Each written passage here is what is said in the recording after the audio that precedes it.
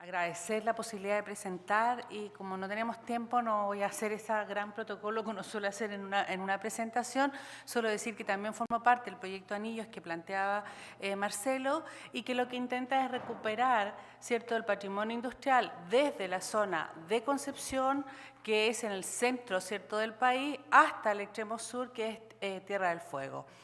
La idea de este proyecto es combinar desde distintas disciplinas miradas sobre lo que fue la experiencia de los centros industriales, del paternalismo industrial, como clave para trabajar y actuar sobre el patrimonio, ¿cierto?, industrial. Ahora, particularmente, hoy día lo que a mí me interesaba mostrarles es una mirada más histórica de este proceso, pero en clave ya no solo de los pueblos obreros o de las viviendas obreras, sino que cómo estos poblados finalmente terminan siendo una herramienta de lucha hoy día para las comunidades, un poco como mencionaba Marcelo, pero que se nutre de la historicidad, ¿cierto?, que tienen estos procesos. Solo a modo de contextualización, decir que cuando nosotros hablamos del proceso de industrialización en Chile y de la implementación de prácticas paternalistas, estamos hablando de un periodo, ¿cierto?, de más o menos la segunda mitad del siglo XIX en adelante y que se enmarca sobre todo en un periodo que nosotros llamamos el de la cuestión social, que es cuando se produce, ¿cierto?, la mayor movilización obrera, ¿cierto?, en torno a las condiciones precarias que la modernización capitalista finalmente produce, ¿cierto?, en el proceso de proletarización. Es un periodo de alta movilización obrera, de una explícita exclusión por parte del Estado y de una respuesta desde la oligarquía asociada al Estado de mucha represión a todo el movimiento obrero. Es un periodo de muchas huelgas, sobre todo en el periodo que va entre 1890 y las primeras décadas del siglo XX, que en el fondo estas movilizaciones obreras lo que están mostrando es que hay una crisis del Estado oligárquico que requiere una búsqueda, una nueva búsqueda, ¿cierto?, así lo veía la oligarquía, de armonía social, porque para los obreros esa armonía nunca había existido. Y lo que más bien demostraba es que existía una desvinculación entre lo social y lo político. Ahora, es en ese marco en el que comienzan a darse las prácticas paternalistas en la zona que particularmente dentro del proyecto yo estudio, que es la del Gran Concepción, ¿no?, que es una zona que está en el centro del país, que es lo que está marcado en el mapa acá, y que también denominamos el área metropolitana de Concepción, y que reúne toda la cuenca alrededor, ¿cierto?, una cuenca más marítima que va a ser el punto clave del proceso de industrialización en la zona. Es decir, alrededor de esta zona es donde se van a instalar la mayor parte de las industrias. ¿Qué industrias, no? Un poco mostrando así muy rápidamente una especie de caleidoscopio de lo que hay, nosotros podemos identificar en la zona 3 periodos, que es el inicio de la industrialización temprana entre 1850 y 1912, la consolidación de las empresas y las prácticas paternalistas entre 1912 y 1939, y ya, ¿cierto?, la intervención del Estado a través del modelo de la industrialización sustitutiva de importaciones entre el año 39 y el año 73. En ese periodo, en la zona específica que estamos estudiando, ¿cierto?, se van a dar una serie de industrias. Yo puse aquí solo algunas, no son todas. De ejemplo, las primeras son las carboníferas, ¿cierto?, que aparece ahí la carbonífera Schwager. Si bien la más conocida es Lota, pero la primera instalación de explotación del carbón, ¿cierto?, va a ser en la zona llamada Schwager, en una comuna que se denomina Coronel. Están las industrias textiles, la primera es la de Bellavista, que data del año 1865, después otras textiles también en la zona de Tomé, como Fiat, se instala una refinería de azúcar, hay una fábrica de vidrios, una fábrica de loza, y ya hacia mediados del siglo XX, la zona también se transforma en uno de los puntos emblemáticos del modelo de la ICI al instalarse, ¿cierto?, la siderúrgica, ¿no? Porque no era posible entender un modelo de industrialización liderado por el Estado, sin la instalación de una gran industria acerera y por lo tanto el Estado elige instalarla en esta zona. ¿Y por qué? Porque en el fondo existía un gran o una experiencia industrial muy fuerte que hacía que la instalación en esa zona tuviese muchas mejores condiciones que otras que también tenían posibilidad. Y también se instala, una vez que ya comienza la explotación de los yacimientos petroleros, de los cuales va a hablar seguidamente Boris, también se instala en Concepción una refinería, ¿no? La refinería de Petrox. Ahora, todas estas empresas, ya sea las iniciadas en el primer ciclo como las últimas, tienen la característica de haber implementado prácticas paternalistas. En todas ellas nosotros encontramos, ¿cierto?, en primer lugar, las viviendas de tipologías varias. Yo soy historiadora, una arquitecta, así que no les voy a dar una gran definición sobre esto, pero nosotros tenemos viviendas, pabellones de solteros, viviendas unifamiliares. Muchas de las construcciones son construcciones de construcción continua. Y hay muchas de las poblaciones que son un poco las que nosotros estamos recuperando en este proyecto y que ¿cierto?, estamos publicando, ya que está un libro que está listo, que es una especie de catálogo sobre toda la recuperación de poblaciones obreras desde Concepción hasta Tierra del Fuego. Entonces aquí algunas de estas poblaciones asociadas, ¿no?, a las industrias que les mencioné previamente.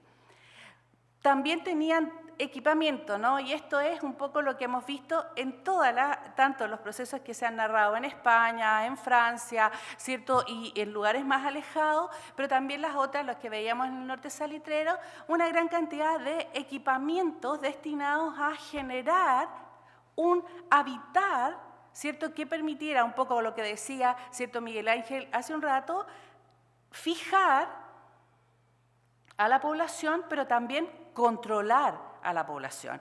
Todo este equipamiento tiene esa doble dimensión, ¿no? La dimensión de dar una mejor condición de vida, pero que a su vez también permite el mayor control social. La mayor parte de las poblaciones que estaban en la lámina anterior, muchas de ellas son poblaciones cerradas que tienen como puertas de acceso o controles de acceso. Y dentro de ellas hay todo este equipamiento como gimnasios, escuelas, cines, deportivos, teatro, zonas de esparcimiento, centros cívicos importantes como en Schwager. Yo puse ahí la plaza de Schwager porque alrededor de la plaza de Schwager está el gimnasio, el mercado, la compañía de bomberos. Instalaciones de bienestar social muy importantes como en Bellavista, que está ahí en este... No tengo el puntero aquí, pero... El que está acá, que esto es un conjunto donde está los carabineros, las alacunas, porque un porcentaje importante de la población trabajadora eran mujeres, el dispensario, ¿cierto?, y el médico. Entonces, todas estas instalaciones, ¿cierto?, le permitían a la gente vivir y depender de alguna manera de los servicios prestados por la empresa, que para la empresa fueron vistos siempre como un bienestar que tenía o respondía en muchos casos a esta mirada un poco utópica, ¿no?, del patrón que se hace cargo filantrópicamente también de sus trabajadores, pero que a su vez, ¿cierto?, esto permite ir construyendo lazos que permitirían o supuestamente permitirían evitar o disminuir la conflictividad social, cosa que, ¿cierto?, la historia nos demuestra que no fue así. Ahora, ¿qué es lo que va a pasar en estos periodos? En este periodo, si bien hay un primer momento de una organización más autónoma de los trabajadores, que es un momento en el cual hay mucha autonomía de la organización de los trabajadores, pero que finalmente, que es en la etapa del mutualismo, el mutualismo se termina transformando en un peligro ya hacia la década de 1920, 1930, porque se reconoce en él una alta posibilidad de conflictividad social y que por lo tanto no responde a las necesidades que ya hacia los años 20 tiene el país de armonizar, ¿cierto?, las relaciones entre capital y trabajo después de las grandes movilizaciones obreras y después de las grandes matanzas obreras. y se da paso a un proceso de sindicalismo, ¿no? Un sindicalismo que es mucho más funcional al modelo, porque en el fondo hay un acuerdo. El sindicato logra ser un portavoz válido dentro de los modelos de estado de compromiso que se inauguran en Chile a partir de, formalmente a partir de la Constitución del año 25, pero de manera mucho más clara a partir de la dictación del Código Laboral del año 31. Y el sindicato se instala como el representante válido ante los trabajadores, pero también como representante hacia el Estado y las empresas.